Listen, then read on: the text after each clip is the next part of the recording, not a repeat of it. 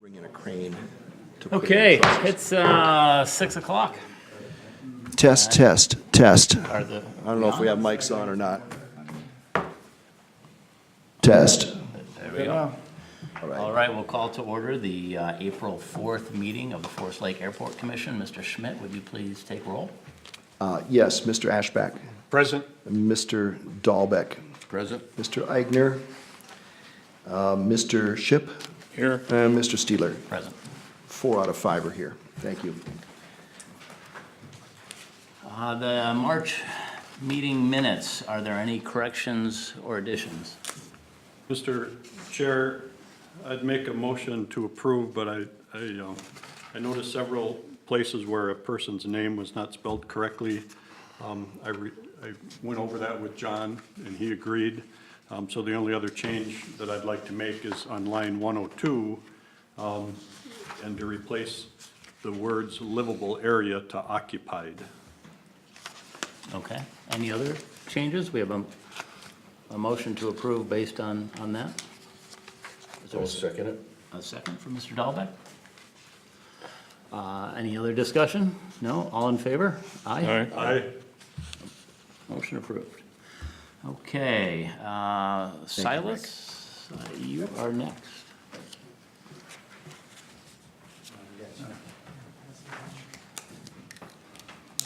Thank you.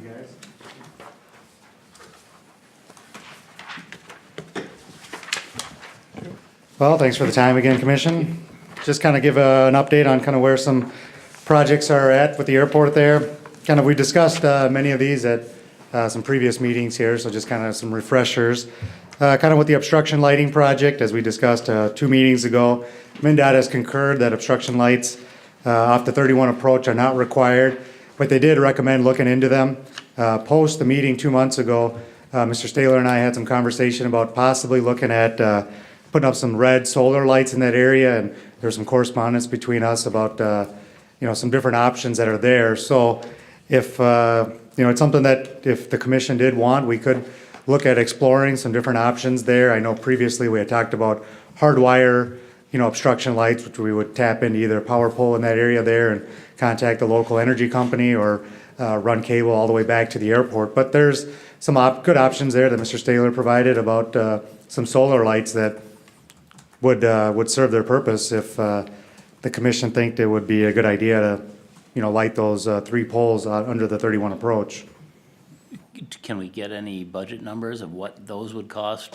I mean, we're confined to what MnDOT Aeronautics is paying and Correct. our portion, so. They would fund erection of those lights, just a matter of at what percentage they would. They're going through their biannual funding process right now, so we know what the rates would be for state fiscal year 19, which begins after July 1st. I can get some quotes on the actual lights themselves and put a budgetary number together about what the installation would be. I'm not sure if the cities has their own electricians that would look into installing those lights. I mean, in my opinion, you need a cherry picker to get you up there, or if those poles are private, it may be you got to work it out with Xcel Energy or whomever the power company is that owns those poles. But I'll definitely look into it and at least get some cost on what it would cost to actually get the obstruction lights, and then we can discuss installation cost, post that. It just, the solar would seem to eliminate ongoing monthly costs of those lights. Correct, I agree. If we can do that within budget, I think that's a great way to go. Nope, I'll look into those and bring some information back to you guys next month. On to the kind of the GPS approach survey. Still waiting to hear back from the FAA. We've been contacting them. Melissa Underwood with our group has been following up with them bi-weekly, and to this day we still haven't heard back from the FAA if they're able to push the process through. So unfortunately at this time I don't have much of an update on there, but as soon as we do, we'll make sure you guys are updated and send some information over to Mr. Undum he can share with you. And the number 3, kind of the infield drainage improvements. As you guys are all aware, kind of the area between the runway 1331 and taxiway A has experienced some poor surface drainage. There's been some correspondence back and forth with Dan Bernard, the MnDOT regional engineer for Forest Lake, myself, and then Mr. Undum to look at funding for the project. And the latest conversation we had is Dan said he needed to talk with the assistant manager, Kathy Vesely, with MnDOT Aeronautics to determine if funds would be made available for that project in state fiscal year 19. So today, we haven't heard back, confirmation about if funds would or wouldn't be available. But again, as soon as we hear, we'll make sure we communicate with the commission here. Kind of on to number 4, kind of some preliminary design for the FBO hangars. I believe last month, Chris Olson and group kind of presented some ideas of constructing some FBO hangars here.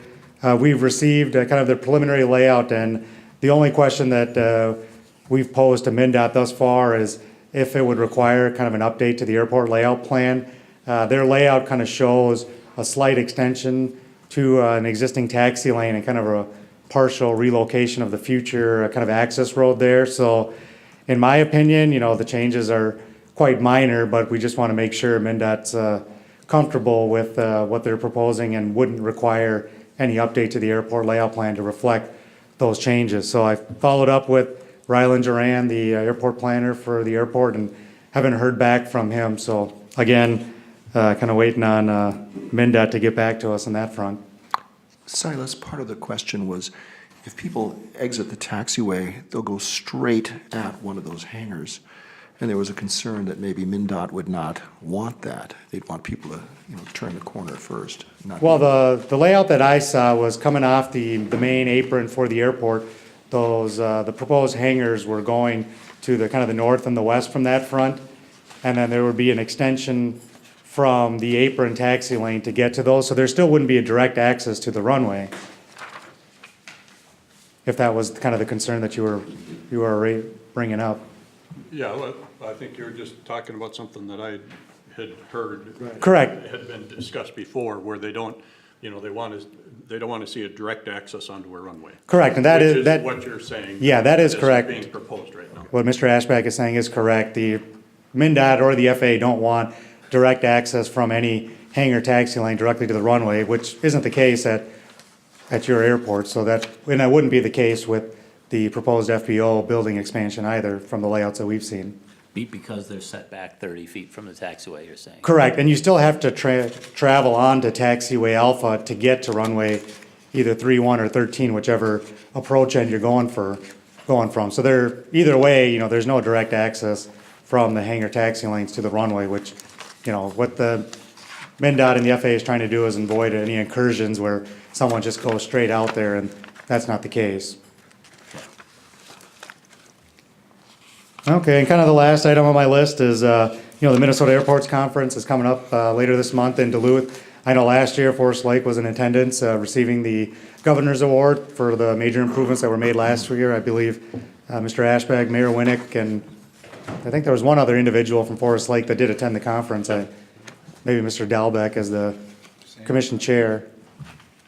Sam as well. So just making mention of it, that's coming up this year, and not sure if you guys have had any discussions, but attendance and lodging is covered with maintenance and operations grant for the city. So it's not like the full share is borne upon the individual attending. I'm sure you know that information, but just making you aware again. Mr. Chair, Yes, I had a couple of questions if I could. yes. One of the questions I had for you is, I just remember springtime being a time where MnDOT Aeronautics is working with the engineering firm and working with the city for letters of intent for CIP projects, for this. So for example, for the 2019 Correct. year, are they juggling these projects now at their office, and when would we know if we're eligible for any of those items that are on our 2019? In years past, Mr. Ashbeck, MnDOT has sent out emails or letters to the airport sponsor saying your project is on the list for state funding. As of about 2 years ago, they stopped doing that when they started matching, 5% of federally funded projects.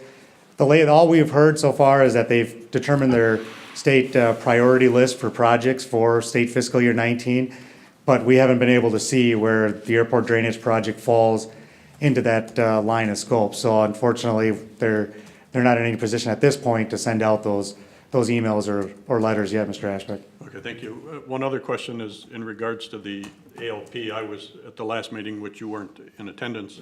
I was recommending that we should do an ALP adjustment for those commercial hangars, the Olson project. Just to understand our uses, are they gonna be private or commercial? Do we need to, you know, how is it gonna affect drainage? How is it gonna affect aircraft parking? If they're all commercial units, we have grass tie downs, and we're gonna have to do something to have a larger tarmac area for airplanes parking out in front, things like that. So, I still think even if we don't need to, even if MnDOT Aeronautics doesn't require an updated ALP, I think the commission itself and the engineering firm needs to talk about, you know, the uses and how to accommodate, you know, an expanded use in that area.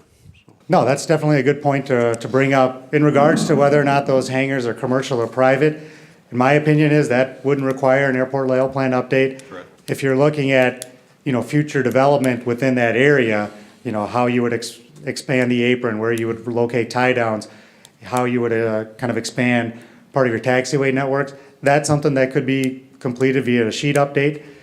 You know, what you're mentioning, in my opinion, doesn't require a full-blown airport layout plan update when you're looking at your runway and your taxiway. It's just confined to the building area, which could be done, you know, relatively simply if MnDOT would allow just a sheet update. we should understand what's possible in that area, given constraints with watershed and accessibility to that area. Correct, because you got wetlands that are pretty close to the northeast side of the existing airport terminal building and your parking lot in that area, so. Thank you. Anybody else? Any other have questions? Any questions? No, Thanks for the time. thank you. Number 4 on the agenda is Hangar E progress. I think Commissioner Ship, you asked that that be on the agenda. Yes. Do we know anything about Hangar E? I do not, other than the fact that work had started out there, I have not had a chance to circle back with the person who was from the building department here to find out where they are with it, so I apologize for that, I didn't know that was, you know, something I was supposed to do. But they're working on the roof out there. Yeah, is they that have right? started the work out there, that's, all I know is they have started work, you know, from what I was told. Okay. They put out, I saw they put one end of the roof on, I don't know how much they got put on, but Before the snowfall. Yeah, I don't have an update as to where they Okay. are, I just know that work has started on that project. my other question with it is that we got an email about somebody looking for hangar space. And I understand we have a space out there that's empty. Why aren't we renting it out? The direction of the council was not to fill those spaces, was basically if there's a current leased space out there, was to keep those leases going, but not to backfill, or to fill up open spaces, because in case we ever want to, you know, get out of the leased business, I think that was the intent, was to basically kind of get out of the leased business through attrition, not start new leases out in that building. I don't understand why we're repairing a hangar that could last another 50 years. We don't have a place to put pilots today, and we're trying to get rid of that hangar. I just can't quite follow this logic. Well, the repair was covered by the insurance, you know, so the insurance amount covers the repair. You know, I'd have to go back to the notes as to exactly why, you know, I know we're trying to get out of the lease business through attrition at this point. You know, we're trying to get out of, to prevent another issue down the road where if the hangar is damaged again, I mean, the building itself, you know, I think the argument could be made was the repair to a building that was in that current condition, you know, is it the best use of, you know, funds? I mean, arguments can be made on both sides of it, so I think it was, we'll repair it, but we don't want to get locked into another long-term lease by bringing additional people on there. So as space became available in those hangars, we weren't going to refill them. Also, Public Works needs extra space to put some of their equipment, so that's what was going to fill some of those vacancies. I also think, Dan, one of the major reasons we did not want to get into long-term leases, or because they talked about the life of that building, and should we, for whatever reason, decide to take that building down, we'd be into relocation and all the issues we went when we took the hangars down, when we did the runway project. That's correct. And that got quite expensive.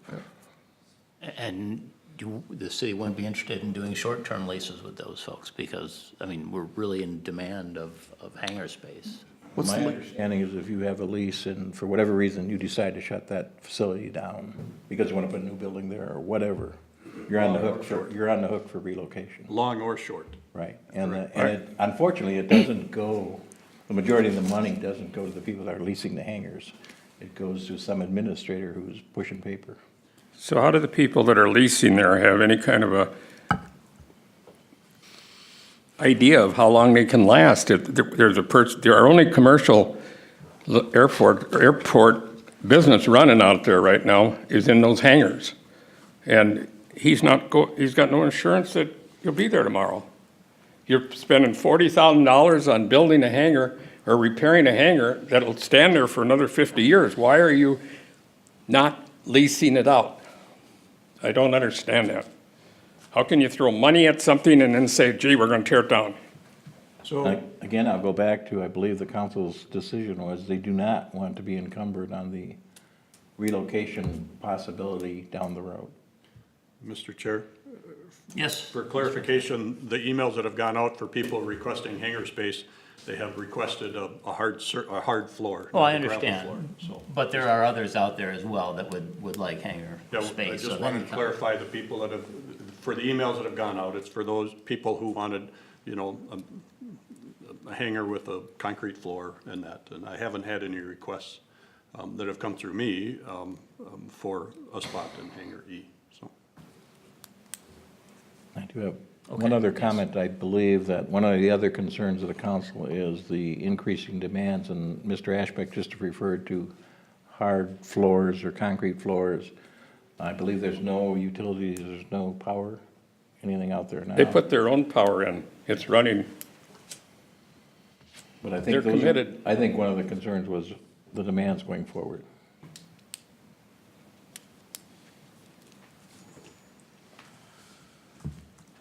So, just so I'm clear on this, the council intends to close those down or shut them down at some point in time, or it's just they don't? I think they, and I can't speak for all the members of the council, but I think the general consensus is that we do not, they want to be in a position that if you had to close them down, for whatever reason, you're not encumbered with relocation and the expenses that go with that.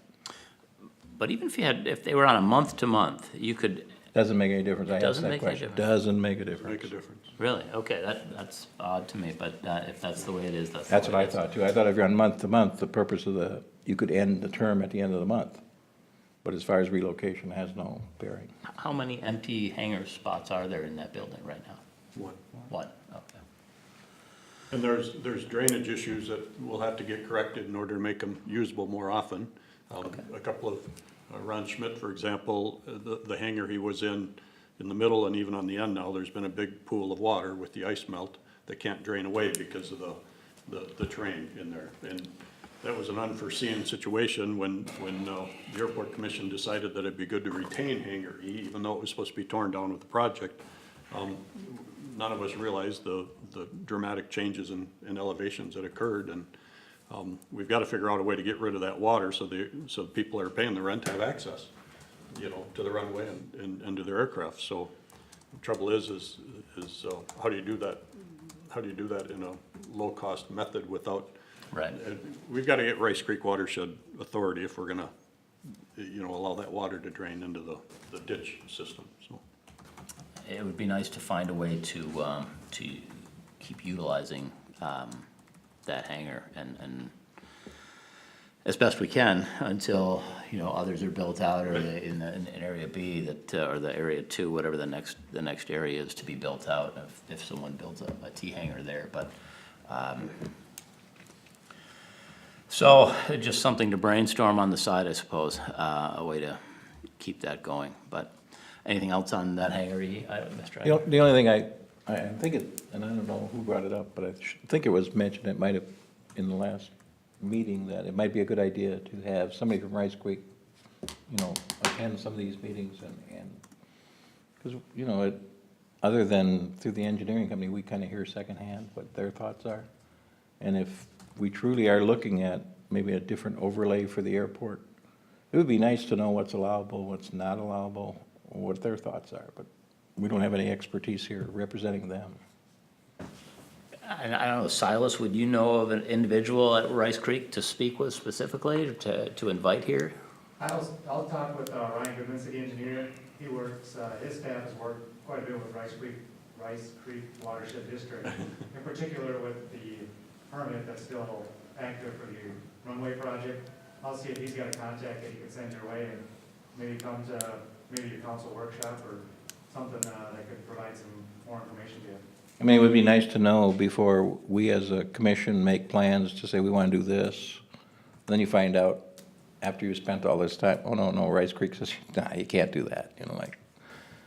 It would be nice to know what is allowable at the airport, under its present conditions, since the new runway's been put in. Yeah, I'll put in the request to Ryan and see if he can facilitate something. Thank you. Any other items on that agenda item? No? We'll move on to number 5, the progress on the PAPIs. What's up with that, Mr. Ashbeck? I heard from Lindsay again today that MnDOT Aeronautics is working with the manufacturer and trying to get the system up and running. She didn't have any clarity. In talking to Silas, he was gonna check with MnDOT Aeronautics. John, I believe you said, is the individual's name that helps. But MnDOT Aeronautics purchased the equipment and worked with during the construction process to get it installed. So I think the best thing right now is for Silas to work with John at MnDOT Aeronautics and get a full understanding of what's remaining and what can be done to get it working. So, and John is a guy, like you said, that handles PAPIs a lot of the airports, so. Correct. Yep. So thank you for looking into that, Silas. So they're not operational yet.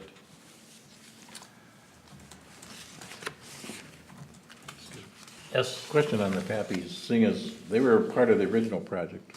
Correct. In the airport, and we keep going back and try this, try that. Who's paying for this? Is that all included in the original project? Well, MnDOT Aeronautics purchased the equipment. It was installed by the contractor, Vinco.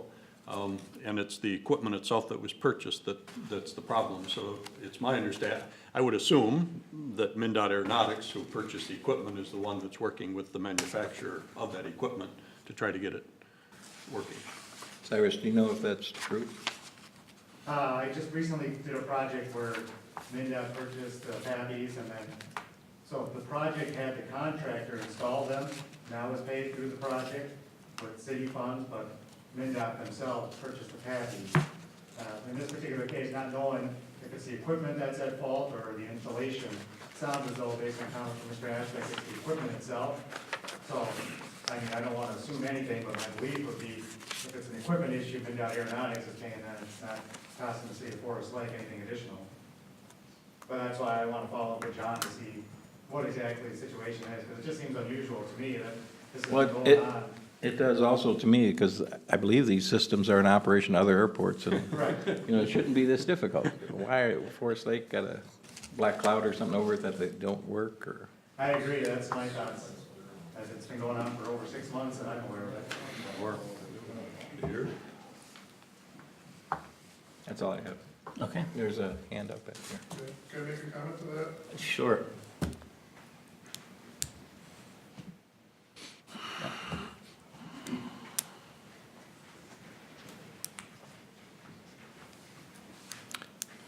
My name's Jeremy Dressel with Dressel Contracting, and I'll just kind of suggest too that this PAPIs is still holding up this whole project.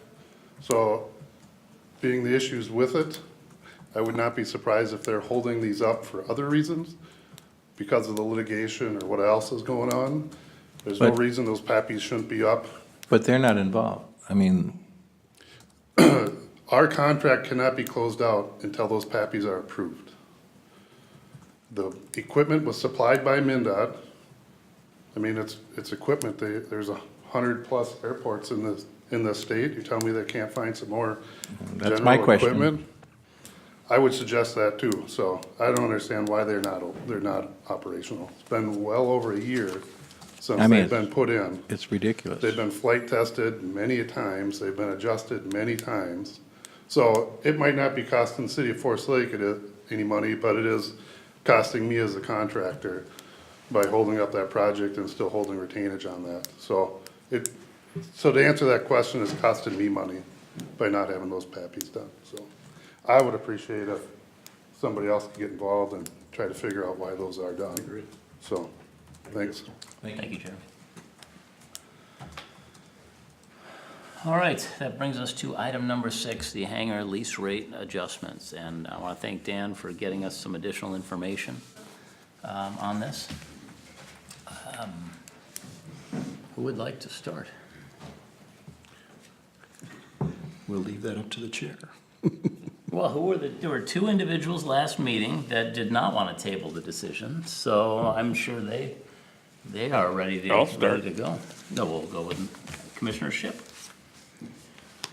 Yeah, I see the survey that was done, and today Forest Lake is paying as much or more of anybody on the whole list on a rental basis. And if we go by what our contract says, we're actually over what the CIP would require.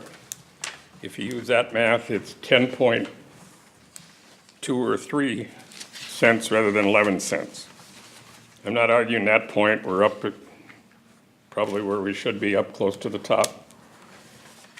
The part that really bugs me is that it don't say anything in here about the $280 that was added onto our contract, and it's not in my contract. And I will fight that until it's gone. There's nobody has showed me, and I've asked the city repeatedly to show me in my contract where that applies, and nobody can do it. And even the people that presented it said, oh, don't worry about it, they can't collect anyway, but we won't get the runway paved unless we do this dumb thing. And now, but nobody will say that, nobody will admit to it, but that's exactly what happened, and there's all kinds of witnesses to what happened. And it needs to be taken care of. So I say we should leave the rate where it is, but get rid of the $280. There's no place in our contract that that's covered. I understand where you're coming from in that. I think there's kind of 2 options up with this respect to the $280 and that additional rent. 2 kind of directions to go. One, of course, is arbitration. And we all know Excuse me. you shouldn't have to do that, right? You got a contract in black and white, but I've asked to have them show me where it is, and then we can arbitrate it. There isn't there. Can you arbitrate something that isn't in the contract? yeah, I'm not an attorney on that. I think the other option is to, the city has a lot of financial constraints on it right now. I think going forward, I think this is something that can be revisited as we revisit our budget numbers and things. I know I was looking at the airport fund. I think you included that last meeting, Dan, and in there, for instance, under the pavement management reserve, I saw a $17,000 reserve number. Now, for pavement management, I have to believe that that's gonna be a cost that only is gonna be covered by the city of 10%, and MnDOT Aeronautics is gonna cover the rest of that. So I don't know that 17,000 needs to be budgeted toward that number. And so when I see something like that, I see some opportunity to revisit that 280 number. But I know in the contracts, it's required every 2 years in March or that we adjust the original lease rent, aside from that 280. Unfortunately, I can't change history on what took place and how it took place. It is where it is right now, and I do intend to revisit that. But right now, before us for this meeting, for the lease rate adjustment, it's with respect to the base lease rent that was, I believe it was set at 9 cents back in 2008. And I believe right now, the current rate is 11 cents. 11 cents. And if you go, And if you use the CPI, which is stated in the lease, and you go through the math, from 2008 to 2018, it results in a 14.49% increase. And if you do the math from 9 cents to increase that 14.49%, you arrive at 10.3 cents, which is lower than the 11 cents that we're at now. It's my opinion that we recommend the 10.3 cents and get back to the letter of the lease. That's my thought.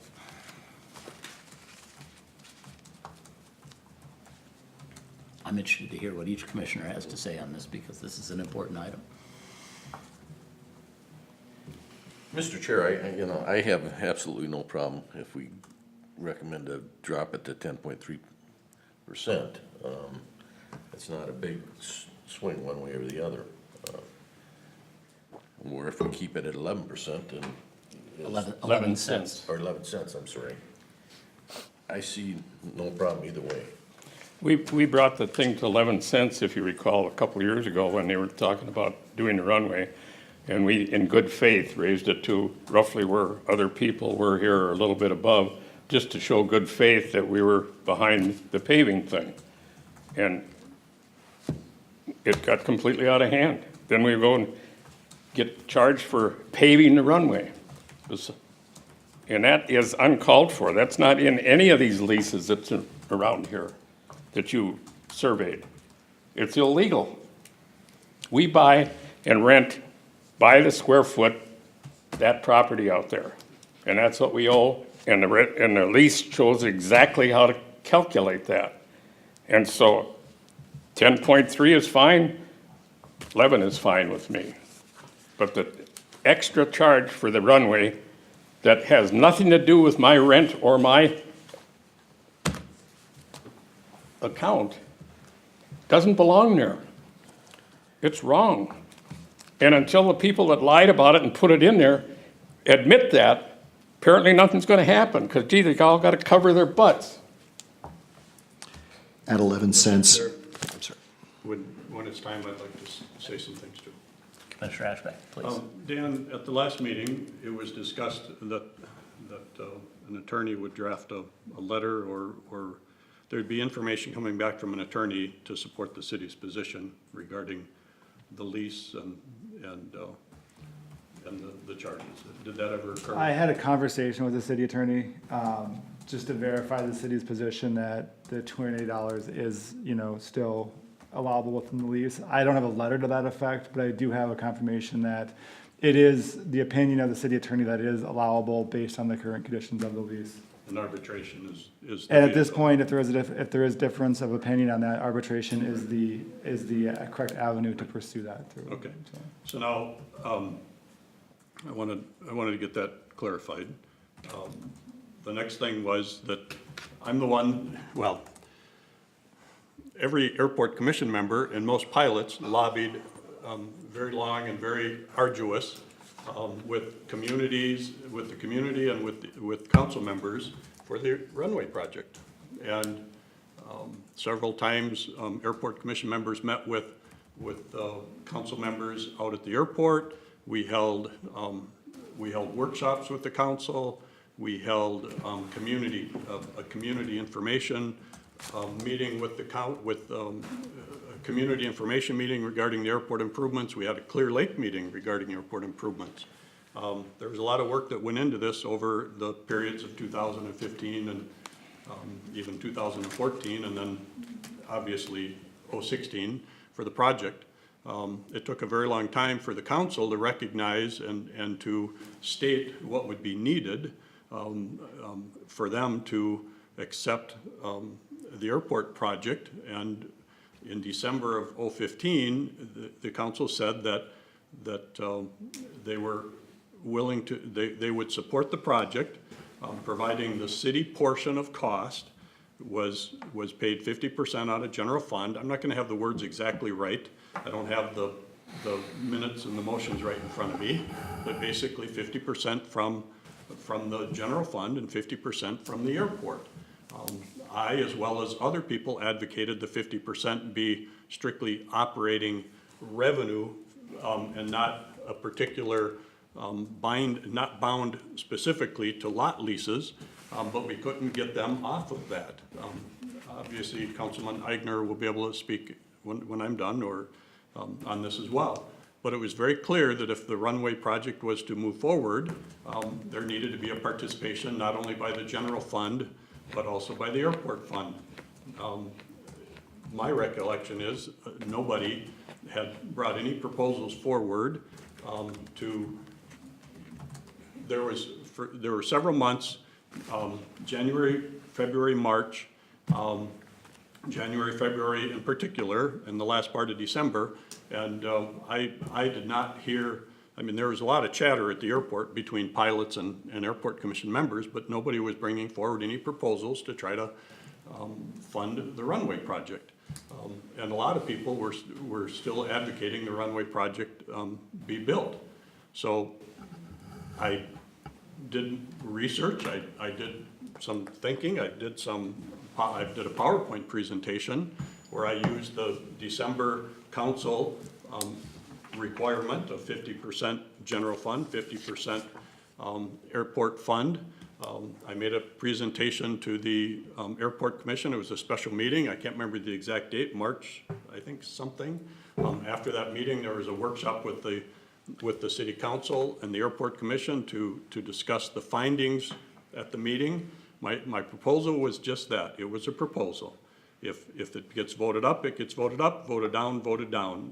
And I put a proposal together. I did a PowerPoint explaining my position on it, and that led to the conclusion of a proposal, and that was the motion that I made at the airport commission. There was a lot of, the special airport commission meeting, there was a lot of conversation that went on during that meeting about the history of the property, the large area that was purchased by the township and ultimately, you know, part of the city, and improvements that have gone for, at the time it was the ball fields, and there was discussion about the $1 million paid for the landscape in order to, the landscape business in order to protect that business. But ultimately, the proposal was just that. It was a proposal. It was a motion.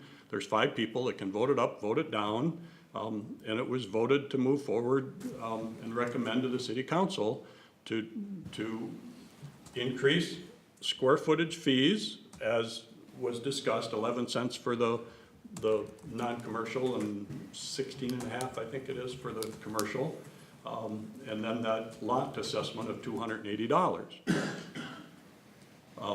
I also had other stipulations in that proposal, the stipulations that we are, at the time, we were the best group, we were the best committee or commission and volunteer efforts in the whole city. And we worked hard and we worked well, and we did a lot of things. We got a lot of things done at the airport. And I said to preserve that, I think we should freeze the costs that I was proposing for that 10-year period of time. It was at $280 for 10 years to pay back that you know, to pay back that other 50%. And there was a lot of support for the project, and there wasn't a lot of crying and angst about the proposal. Anyhow, the airport commission passed the proposal. It was presented in the workshop to the city council. Again, at the city council level, there was not a lot of argument about the runway project nor the proposal, but then there was starting to be pushback at the council level. I think Mr. Freer was the one that started pushing it back, and that said, well, we can't stick to a 10-year term, and there's a couple of things in there that I was recommending. The 10-year term is what really hit me about the $280. But there's some pushback for it. So as that pushback started, then there was pushback coming from the other side. But ultimately, the council agreed to fund the project. They used the motion that was passed by the airport commission as the model, except for some language changes that I didn't agree with, and I, as well as others, had been in front of the council to voice disagreement with it. They wouldn't correct those changes to make it a hard 10 years, and here we are today. So at the last meeting, I came thinking that, why don't we do away with that $280? If we do that, if we do that, we're gonna sacrifice any improvements that we wanna make at the airport anytime soon. I thought, well, why don't we just pay off that remaining amount with our reserves? And that will, if we get rid of the $280, and if we get rid of and if we buy down our reserves to pay off the general fund, now we're squeezed twice. We don't have a lot of cash, and we don't, to do any projects. The infield area that was done poorly really needs to get done. So,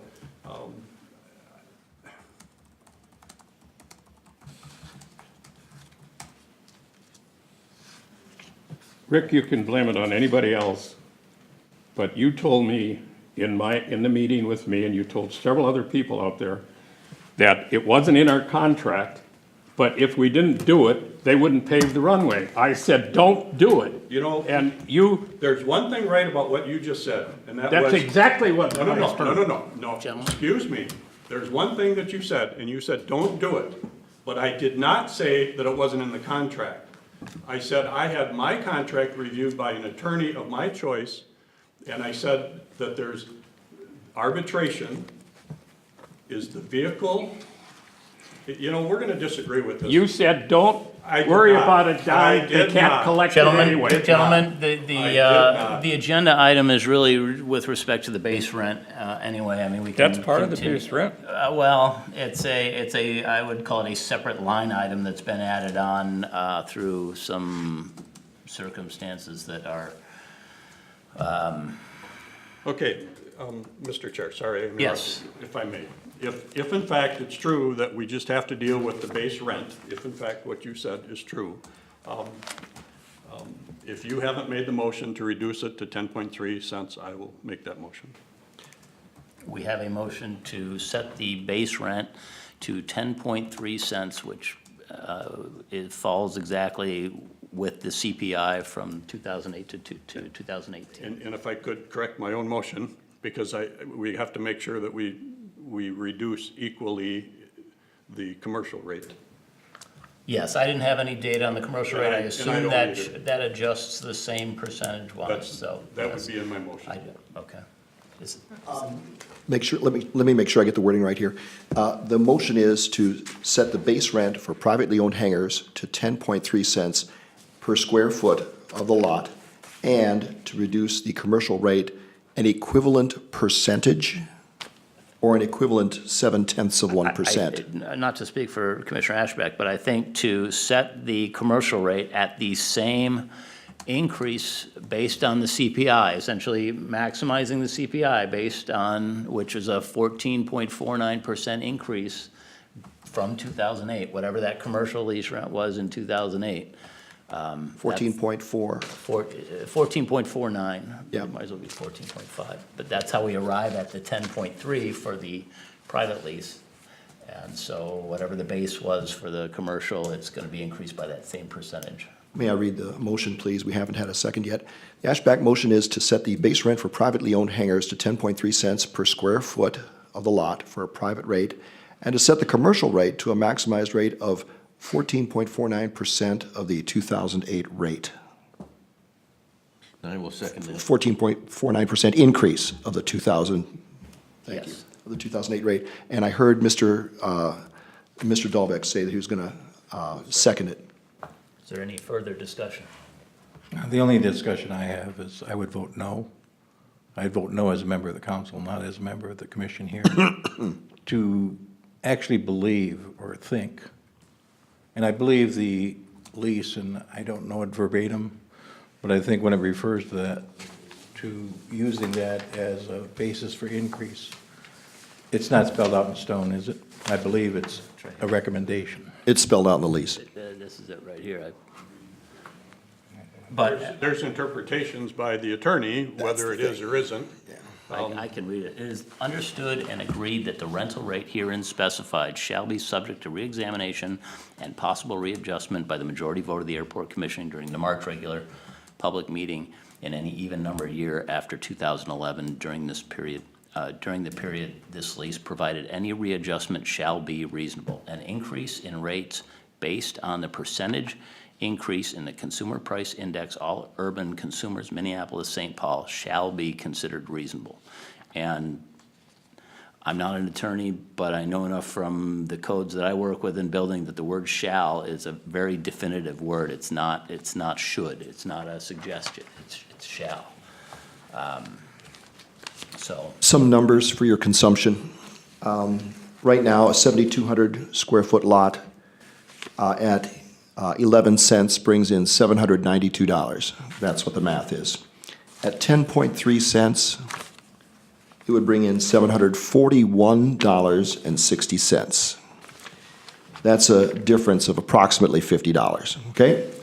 If there's 32 hangars at $50 apiece, that's a total revenue difference reduction of $1,600 approximately.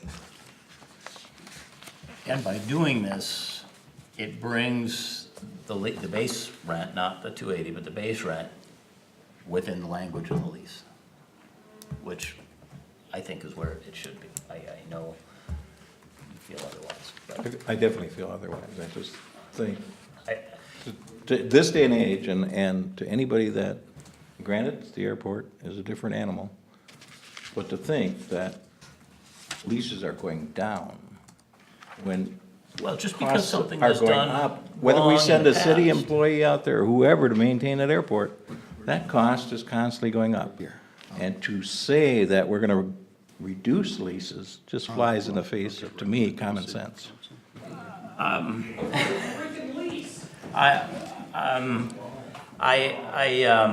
hear what you're saying, and I was asked to be on this commission a few months ago. And then you folks asked me to chair the commission.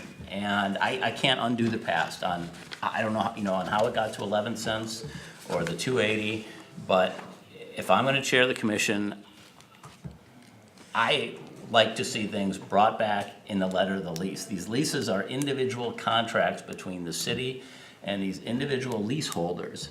And therein lies the difficulty with what transpired with the 280. It kind of stepped on those individual contracts as though it was something, and that's why I don't want to go down the road of talking about that 280. We'll revisit that another time. But I think by getting it to the 10.3 cents, we are meeting the language of the lease as it was signed and agreed to by the city and the individual lessees when they signed their leases. And I think that's the right way to go, even though it does fly in the face of reason in what you're saying. And I think the dollars are rather trivial dollars difference, but it's not that much. It's not that much. But I think it's the right thing to do in terms of a contractual agreement between the city and the lessees. That's my feeling on it. And you're entitled to it. And I'm entitled to it, yeah. So anyway, we have a motion, we have a second, we had some additional discussion. Is there any more discussion? All I in- agree that we should get back to the original lease, and that's what we're doing. All in favor of the base rent? Or all in favor of the motion? Do you want to read the motion? Absolutely. The Ashback motion is to recommend to the city to set the base rent for privately owned hangars to 10.3 cents per square foot of the lot, and to set the commercial rate to a maximized rate of 14.49% increase over the 2008 rate. All in favor? Aye. Aye. No? Oh, we have one no. Councilmember Aigner was no. Thank you. I'm sorry. All in favor, say aye, and then all in favor, and Mr. Aigner said no. All against said no, yeah. Thank you. Motion moves to the city council. And number 7 on the agenda is the fuel tanks and the issues that have been going on with those. Mr. Ashbeck, I imagine you're on that? Well, as of now, both filters that were in the system have been replaced, the housings for the filters as well as the filters themselves. It was determined that the filters were automotive grade and not aviation grade, so whatever was installed back in the day that the system was Don Chip, I can't remember when we went from 2 separate dispensing stations to 1, but I would assume it was during that time where we put in the 1 pump But anyhow, those were automotive grade and they were 10 micron filters. We changed them to be aviation grade and 1 micron filters. Tim was out there during that time, kind of working with Dave Adams, and they were doing several tests. All this came about because of some reports of contaminants in the tank. Joe Botner was one that I heard from. Jeremy indicated there's contaminants. I'm not quite certain. I don't know if it was ever tracked back that the contaminants in the tanks, you know, were the same types of contaminants that came out of the pump. I just don't know if that was done. Don, you I were had the there with Joe same- Botner. I had the same, not near as much as Joe did, but I had metal that was magnetic in what I took out of the Citabria. That would have been maybe a couple of weeks old or something when it was put in. Okay. But it had, and it wasn't a lot, but, and I think the carburetor would probably eat this, but, Don't want to find out. Fuel well, injected. plus a fuel injected system is not gonna eat it. No. Right, so anyhow, we didn't find any evidence of the old filters being, we didn't find any evidence of the old filters failing. We saw obviously contaminants that the filter kept from going through the system. The first time we changed out filters, we had just very little bit of contamination that came out through the nozzle. But now with these new filters, when they tested it the last time, there's 2 times the service company was out there. The last time, they did not find any contaminants at all that were coming through the nozzle of the system, so. I don't know what else to say. We did send Okay. out emails to update everybody from time to time. Do we have fuel right now available? Yeah, and the fuel was delivered this last Monday, and the system is on and operational. And there's not as much snow in front of the pump as there was earlier today. Rick, how often are those filters inspected? Tim Or is it and I, only because something came up? Well, once a year is what we've had planned, Yeah. so now with these newer filters, I have to change it twice a year, I'm gonna guess. I would imagine, yeah. How Spring and fall. expensive are they? I mean, can we do it more often? I'm not sure what the price is. Dave orders some extras to have on the shelf, and So I'm thinking maybe 4 times a year might make more sense. Well, I think the new filter, it's quite a good sized filter. I would guess it's a $200 filter. You know, To protect those pilots out there in their oh, airplanes. absolutely. well, there's 2 It's filters, very small insurance. there's 2 filters in the system now. There always has been 2 filters, but there's 2 10 micron filters now. So, And I imagine they 10 or are 2? set for One a certain, One micron. a certain flow amount that they should be changed by, certain thousands of gallons or that go through them, or? Yeah, Good question. I know that according to Dave, the last filter, the filter that he replaced, how can you say the original filter?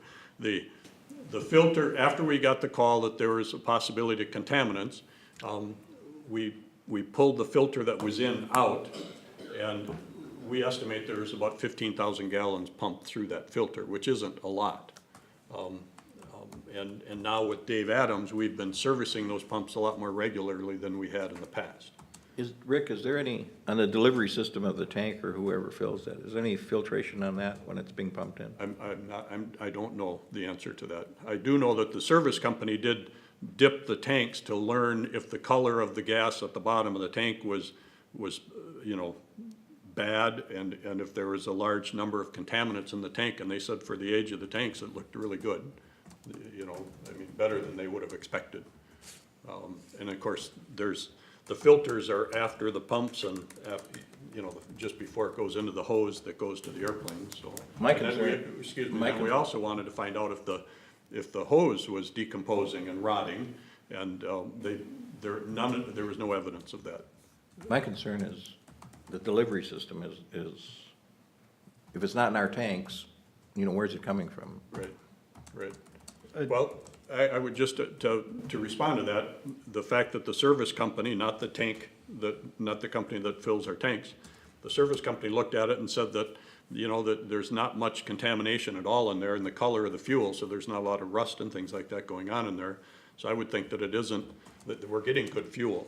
And it was a matter, if our tanks did have a problem, which, you know, there's discussion that there was, We took all the right steps in my mind to make sure that we're, you know, we got on it and got on it right away. There was an inconvenience, obviously, for people that needed gas, but we got it taken care of. There was, on the new filters that were installed, there was approximately 300 gallons of fuel run through those filters. They were taken off, inspected, and new filters were installed, The aviation grade filters. the aviation grade filters. And nothing found on either filter? No. The first filter that we took off had 10 to 15,000 gallons of fuel in it, and, I mean, it's very small rust particles. I did not see what was in the sample that Joe Botner presented us. The sample they were real small, but they were metallic. Joe showed me his sample, but coming out of the filter that we took off, I didn't see that.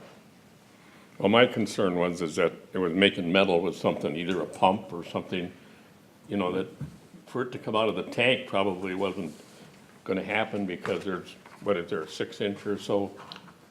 Yeah, the pumps sit up about 8 inches off Yeah, the bottom so of the tank. that metal was gonna stay in the bottom. It was heavy. And you could take a magnet and go around the bottom of the sample jar and it all followed the magnet around. And that showed that it was, So Don, are the pumps metal impellers or?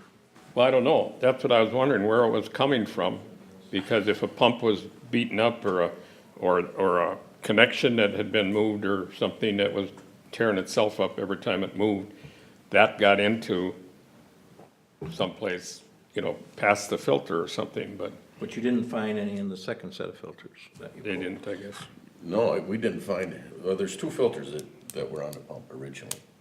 And I have both of those filters in my hangar if anybody wants to inspect them. I mean, they're just, their particles are in there, the filters are doing their job, but I didn't. I mean, from what you're saying, I agree with Don that sounds like something, if they're metallic, I mean, something is. Well, it's gotta be after the filters that is it's happening, disintegrating then, you know? It would have to be after the filters. You got a filter, you got about a 3-foot piece of braided line, which has rubber inside it, and then you've got the fuel line itself. I mean, that's the only thing after the filters. But the And the metallic nozzle. particles are caught on the filter though, right? No, no. They were caught from doing the fuel test on the tank, I assume. After the filter? Well, Don, yeah. They were coming out of Joe Bettner's plane. I took some out of my plane and found them in both of them. I didn't find much in mine, but it was so fine, but it was metallic. It would follow the magnet around on the bottom of the sample jar. And that indicated that there was something coming apart in that delivery system. Now, if it didn't go through the filter, then I don't know where it could have come from, but I was just thinking that, you know, if they're plastic impellers or are they stainless steel? Stainless steel wouldn't be on a magnet. I mean, no. you know. But they were Plastic fine would and, probably dissolve, so and- depending on what it is. And that is, the filters after the impellers, and the last, when Tim was saying that 300 gallons was run through that aviation grade 1 micron filter, they inspected that filter to see if they saw parts, you know, some type of material that would have indicated the pump is failing, and they did not, the service company did not. we still haven't solved the problem. No, But I'm convinced that what we're delivering out of there it's good. is good, because everything's been checked and we checked past those pumps and they seem to be working okay, and nothing more has come out of them.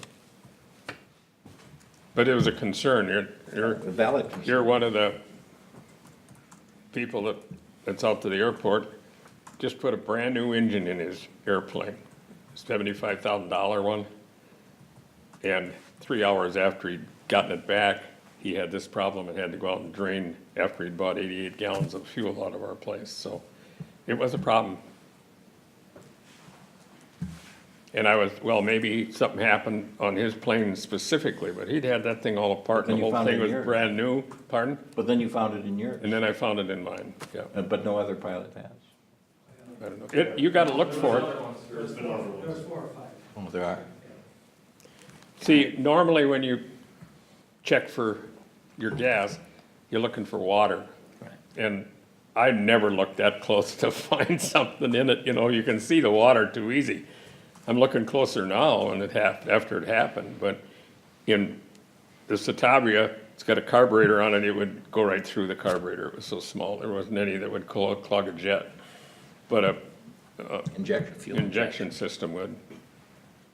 Well, it just sounds like it had to happen after the filters, from what you're saying.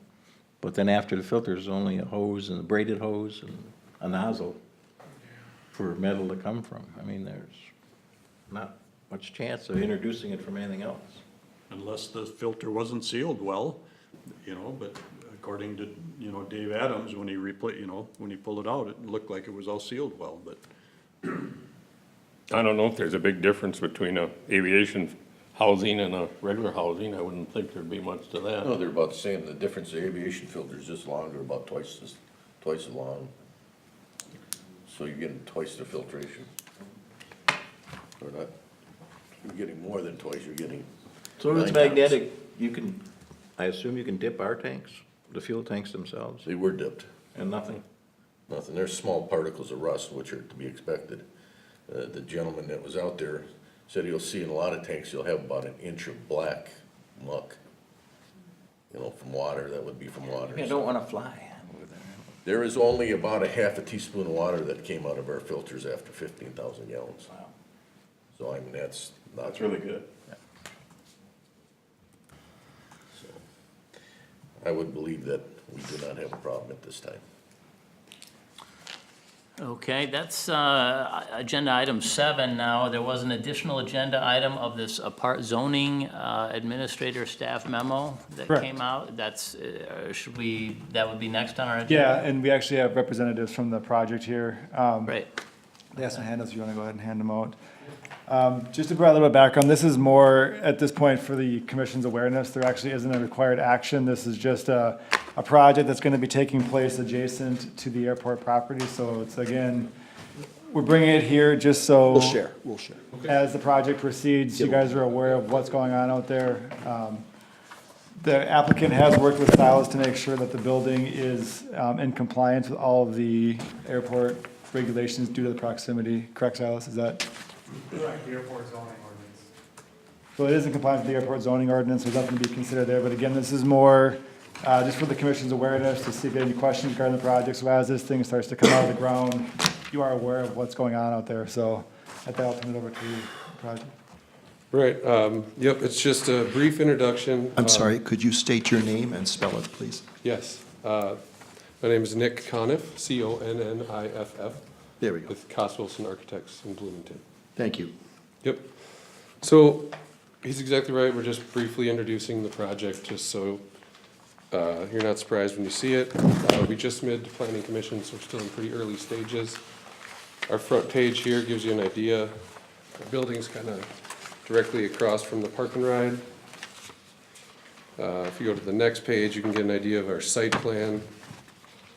We will have a pond, a stormwater pond, which you can see kind of in the upper right corner. Next page will get you a section of the building, explaining kind of how tall it is, how it's constructed. It's a wood-framed apartment building, flat roof. Our typical parapet height, the highest point, will be 46 feet. Our elevator overrun about 50 feet. We've worked with Silas to confirm, get it out of the required airspace. The next two sheets are just some colored elevations of, again, we're in preliminary stages, but what it could look like. And then the final sheet is the actual documentation from Silas that we are within our, out of the airport airspace as required. And just on the screens in front, is this parcel where the mouse is right now, that's the location, correct? Yep. Where the project will take place, Yep. so just to give you proximity, there's the airport, here the runway, and here's where the project will take place on the screen in front of you, with the area underneath the mouse. So I don't know if you have any particular questions, we just wanted to introduce it. We're making sure we work with Silas to get within all the airspace requirements. Anybody, Mr. Delva? I do, you know, I'm all for building, don't get me wrong, but what happens when this whole thing gets built out and people start complaining about noise? Where does that leave the airport? Well, I don't think you would be on the hook for that. I think the owner, Kayla Shupman with Common Bond Communities was part of the ownership group. I think they're well aware of these concerns and wouldn't get brought back to you guys. Yeah, and in our design, we'll be making sure that we think about where to locate, different components of our building and how to mitigate any sound. But we have properties, Common Bond has properties all over the Twin Cities and the state as well as Wisconsin and Iowa. So we have experience with properties located near noise, and so I think, have some idea of what to expect there. So I think we're comfortable with the location being, not being a noise nuisance for our residents. We also know that there are properties, somewhat out of the zone, a little bit further. We're familiar with the Washington County project across the street, and we've been in touch with them. So we're comfortable, but we certainly would not expect that the airport would be involved if we have resident complaints. Well, I mean, we've got properties that are a lot further away from that, and we've got people that complain about it. Okay. I guess that should be a very big concern. I'm sure there's other people out here that have the same concerns. Leave your phone number so we can direct a complaint toward that. Yeah, I think the recommendation would be to do everything you can to mitigate sound in your construction methods and materials, because, there are windows and various choice of exterior, so brick Yeah. versus whatever can help with those things. I'm not an expert on that, but you architects Yeah, there are, is. so you have information on that. But I would highly recommend, given the proximity and the relationship to runway 13 when planes are taking off, it's going to be a noise impact. And as the airport grows, it'll be more. And if the skydive operation goes back into operating here on a regular basis, that increases the noise considerably. Are these units have a central air conditioning or no air conditioning or individual? Each unit has a centralized heating and air conditioning system within it. I mean, that will be important because that's summertime and the windows are open and that's when the noise is. So the Metropolitan Airports Commission can tell you what, they probably have some good recommendations on windows and siding and all that stuff because they Absolutely. deal with that a lot. But that was my biggest concern when I saw this as well. Does anybody else have any other? The people that are buying, are they made aware that the airport is there? I'm sure they will be. So our property will be rental, so it will be tenants that come in and lease an apartment rather than purchasing. Can you put a line in the lease that says, "You are close to an airport and airplanes make noise"? Yeah, I think we'll be using standard lease conditions, Which are impossible to insert a sentence into?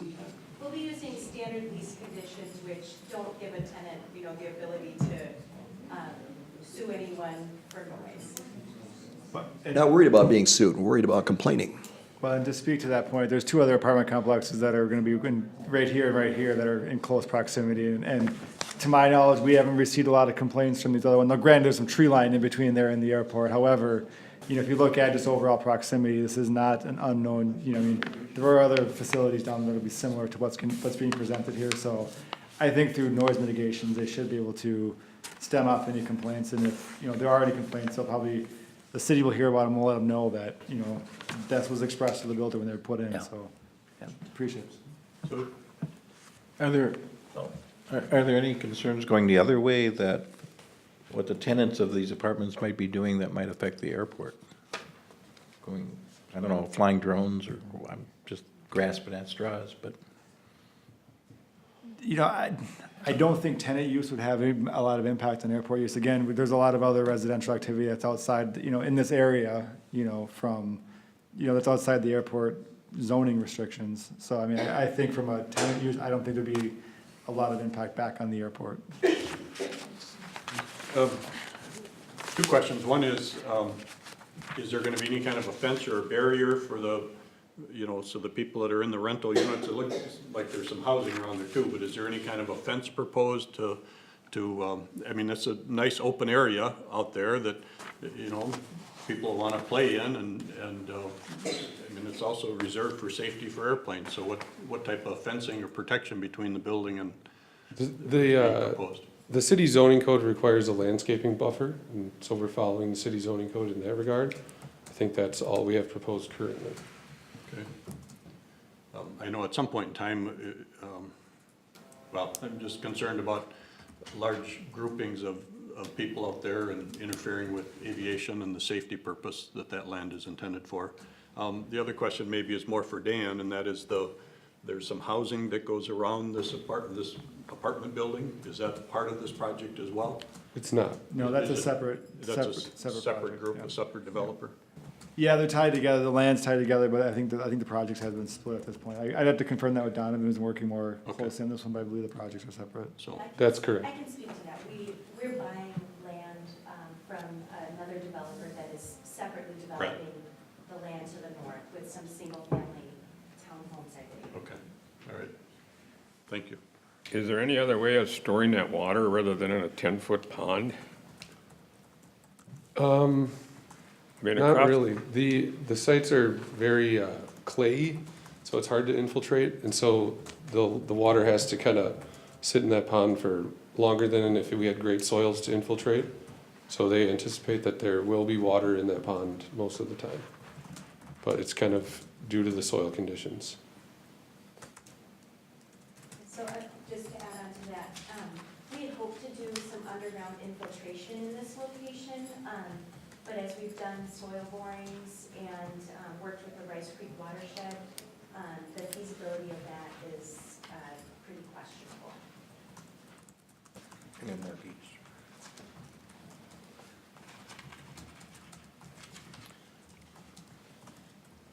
Any other questions? No? Thank you. Okay, thank you. And I believe, Dan, that takes us to others from the floor, unless there's any other agenda items? Nothing from my end. Anyone from the floor have anything? I've got three, Mr. Chair, when you're done. Oh, No, anybody else first? Good evening. My name's Adam Grabovy. I live here in the city, and it's spelled Grobove. G-R-O-V-O, B-O-V-E. V-O-V-E, thank you. And I want to applaud the chair for his art of negotiation, and his skill of patience this evening. I want to hope to get by real easily tonight by clear communication.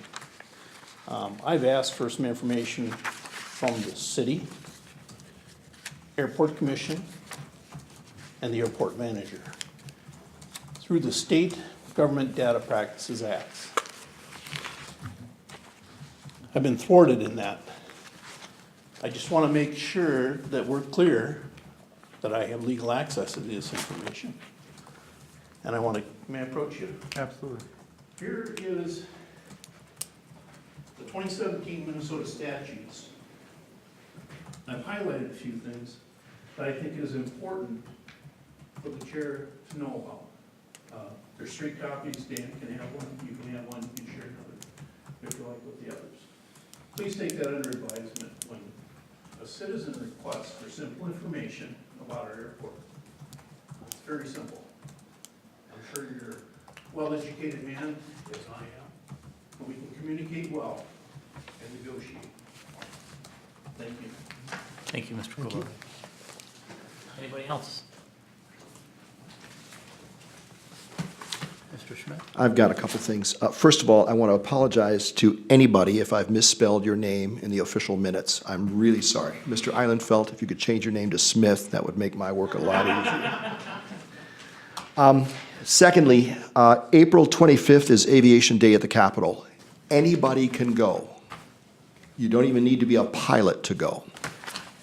It is a show of strength through the Minnesota Pilots Association and the Minnesota Aviation Trades Association, MATA, where you lobby at the Capitol on behalf of general aviation. I've gone once. Rick, I know you've gone once. I think some other people up here have gone before. It is, you get a free lunch. They prep you a little bit as to maybe items that you can talk about. It's essentially advocacy for general aviation. I highly recommend you can go. It is April 25th. I personally cannot go because I can't get out of school.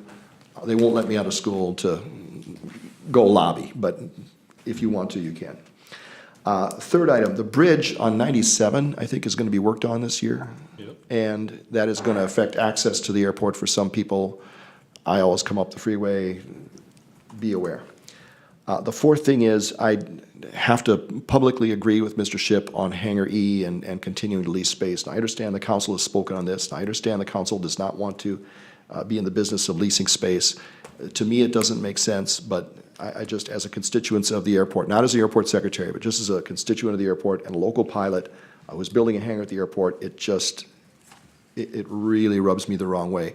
And again, I think Mr. Shipp mentioned Jim Schultz, who's not here tonight, has got a viable business at the airport, and he needs to be taken care of. And maybe I'm too stupid, I don't know. And I would love to get in a debate with anybody about it, but I'm not gonna waste time at a public meeting. But I just think we need to continue to lease space. If we set the rates of that hangar yearly, every December, and if the hangar is unoccupied voluntarily, and then it can be torn down at no cost, if those two statements are true, then we continue to lease space. And when we want the hangar to be empty, we make the lease for $1,000 a month, and the hangar will be voluntarily empty. And there will be no movement at all, no cost to relocate people. I've yet to be argued with on that point. Maybe I'm wrong. Maybe I'm too simple. I'm just a teacher, no brains, you know. If you can't teach, if you can't do, you teach. Those are the only things that I have.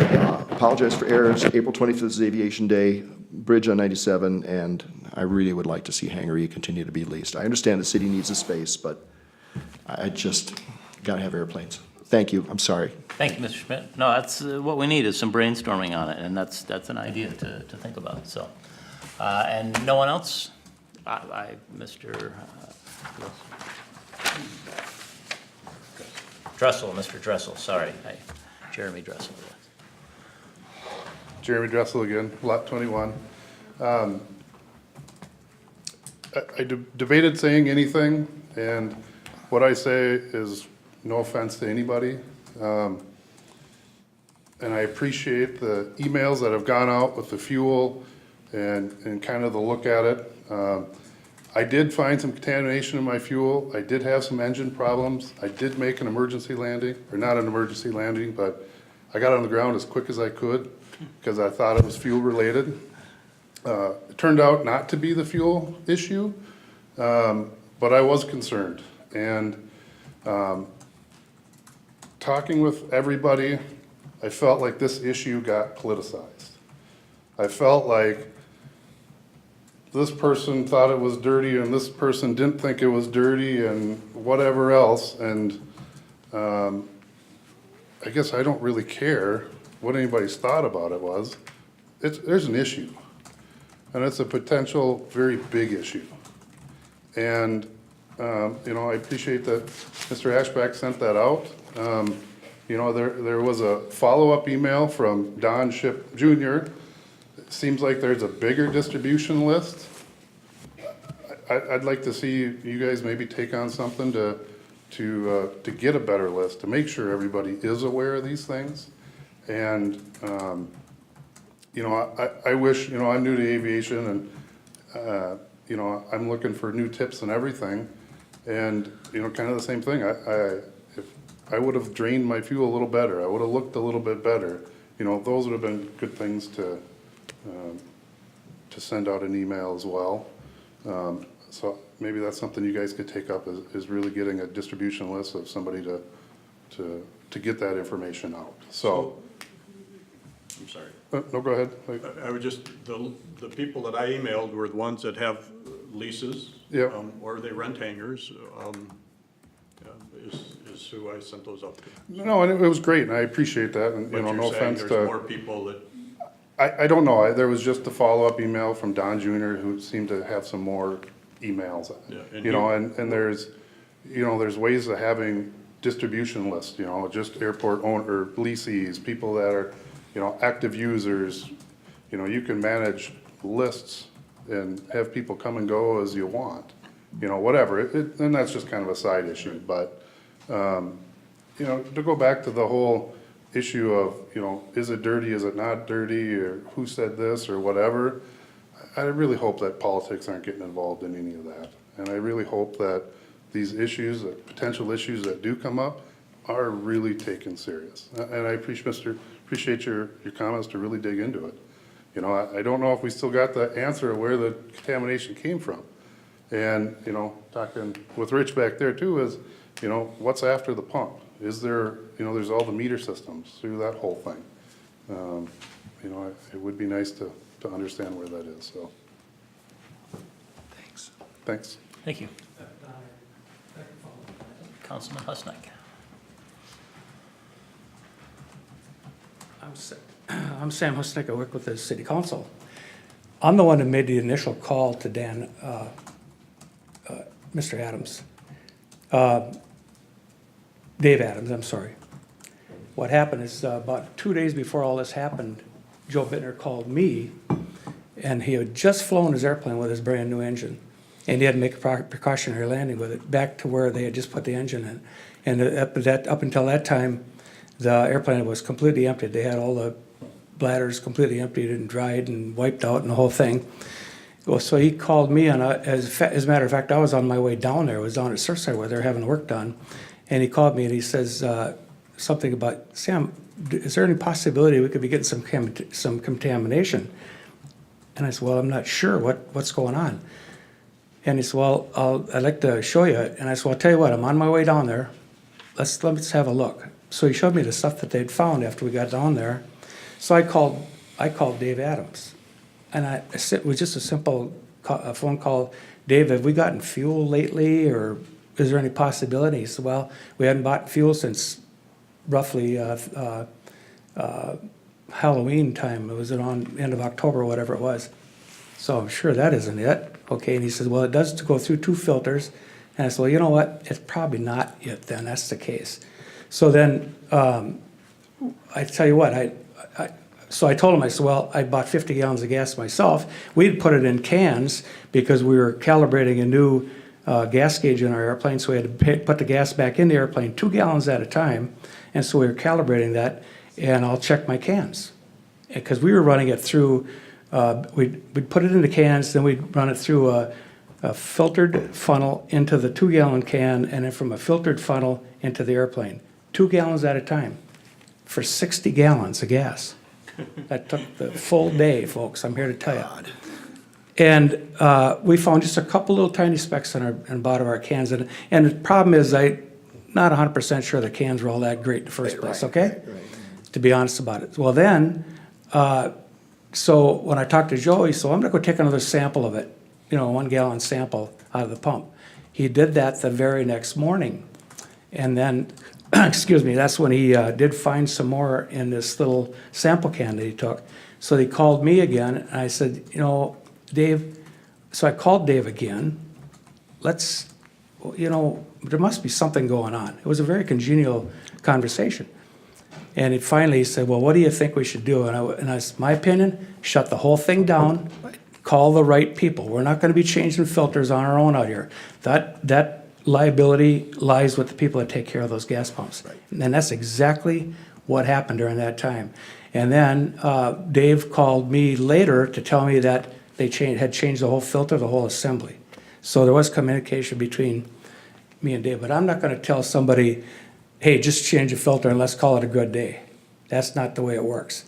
If there's any possibility of any contamination in that fuel, that it has to be checked out by the professionals. The other thing I wanted to bring up is I'm pretty darn sure that there's a set rule about how often you check those systems. And Silas, I'm gonna ask you to probably check into that, but I think there's some state rules, and I think there's also some federal rules. And I know for a fact there is when you have Jet A. Now, gasoline might be a little bit different story, but there's very prescribed times that things have to be checked. And so that's what happened. Sam, That's do all- they, sorry. are you required, I mean, I know a gas station, the state comes out and checks to make sure the meters are accurate. I would guess that Does they that probably do. occur at the airport? I have not seen it done, but I would have to assume that, that's a weights and measures thing. Right, but I would think, the price of aviation fuel. Oh, yeah, oh, yeah. You And they want- want to make sure you get a gallon for a gallon. A gallon But for a that's a weight, gallon. that's a weights and measures issue, and I would think that, I've never been involved with it, but I would imagine that the state would be involved and interested to make sure that those pumps are metering correctly. And the people that maintain the pumps, do we have a maintenance contract with them or anything? We do, yeah. And isn't that you would think quarterly we do filters or? There's got to be a set amount. I know there's a set schedule. I'll try to get that information for you to make sure that we're accurate Because I mean, on that. even if they're $200 a filter and there's two of them $400 Oh, to that- insure somebody's life on a plane. That would be extremely it's- cheap, I'm here to it's tell you. nothing. So, but I think what we need to do, being that our system is aging somewhat, I mean, as tanks were moved from the north back down to the south, there probably wouldn't be a bad idea to have some kind of a schedule. And what about, Don mentioned you've got the fuel hose itself. Is there I know most stations Yep. replace theirs on some kind of time basis. Those hoses were pretty recently changed. They were. For one thing, they had a bigger hoser, and the group requested a smaller hose because they were so tough to get up that ladder. They weighed about 100 pounds, and we didn't need that big flow of fuel for the type of airplanes we were flying. So that hose is not very old. Maybe a couple of years. That's it. So I can't imagine that was deteriorating by then, but so. But I would think as stringent as they are about flight rules, that they would be very stringent Well, about. that's why I'm thinking that what we need to do is have a set schedule on the maintenance and then a log showing that we've been doing And that. then my last question, when you discover something like that, is there protocol did you automatically shut those pumps down? Or? I told Dave, in know? my opinion, I'm not gonna take the liability for asking somebody to pump fuel out of there. But I mean, So he asked for. I'm thinking the reverse. They should say, we're not pumping any fuel. Well, that's exactly what happened. I said, shut it down, call the people, get it there. And he did that, and called me back the next day and said, yeah, the people are coming in, and then they changed that whole filter system at the time, so. That's the whole story about that whole pump system, okay? And there were at least 4 pilots that I know of that did find stuff in their fuel after they found out about what was going on. They went and checked, and like Roger, he drained his fuel system completely, found, enough in there that it was a concern. So let's just get it right. That's all we've got to do. This stuff is expensive, and it's dealing with an issue that I don't want to, when I'm over a swamp between here and International Falls, I don't want to be wondering if the fuel is going to go to the carburetor. Okay, thanks. Thank you. Anybody else? No, is there a motion to adjourn? Please. No. I'll make that motion. We have a motion. I'll second it. Second from Mr. Schmidt. All in favor? Aye. Meeting adjourned. 7:27. Thank you. Thank you.